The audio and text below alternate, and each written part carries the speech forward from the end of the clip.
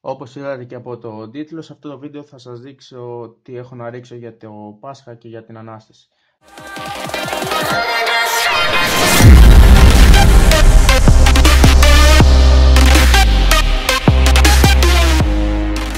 Λοιπόν, θα αρχίσουμε με τα μικρά. Για αρχή τα νητράκια, τα οποία είναι αυτά εδώ και αυτά εδώ. Αυτά εδώ μέσα έχουν 60 το κάθε κουτάκι και αυτά εδώ έχουν 20 το κάθε κουτάκι. Μετά έχουμε τα γνωστά τριγωνάκια που έχουν μέσα 20 το σακουλάκι. Μετά τα Red Corsair, τα οποία είναι έτσι με γόμα όπως οι γουρούνες.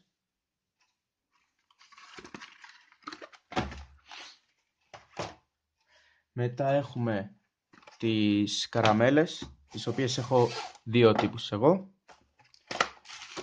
Αυτές εδώ και αυτές εδώ πέρα.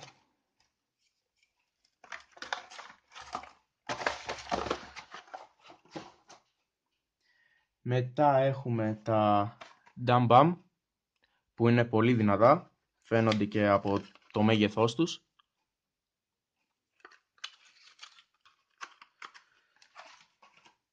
Μετά έχουμε τις γνωστές γουρούνες. Εδώ είναι κόκκινες και εδώ είναι μαύρες. Έχω κάτι άλλα δυναμητάκια, θα σας τα εξηγήσω μετά.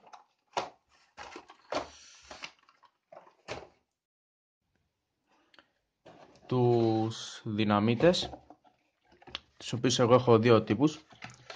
Πρώτα τους ΑΚ, Κινέζους, Φάλαινες, Δράκους. Υπάρχουν διάφορες ονομασίες για αυτόν εδώ τον δυναμίτη. Και τους Cobra CE. Μετά πάμε στα βαρελάκια, τα οποία και αυτά είναι τριών ειδών, όπως θα δείτε. Έχουμε τα Thunder King, τα οποία είναι διπλάσια σε κρότο από τα FP3, τα small, τα μικρά, και έχουν 36 μέσα. Τα Tiger Boom, τα οποία είναι πιο δυνατά και από τα Thunder King και από τα Jumbo και από τις γουρούνες, τα οποία και αυτά έχουν 20 μέσα. Και τα Jumbo, τα οποία έχουν κρότο σαν της γουρούνας και έχουν 20 μέσα το κάθε κουτί. Και επίσης και ένα FP3 που έχει ξεμείνει από πέρσι. Στη συνέχεια έχουμε έναν πυρθό.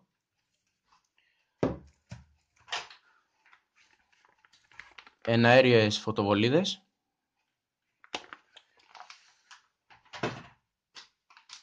Και τα καλύτερα στο τέλος.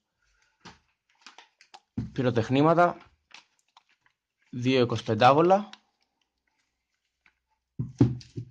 Και το μεγάλο μας το θήριο εδώ. Ένα 36βολο.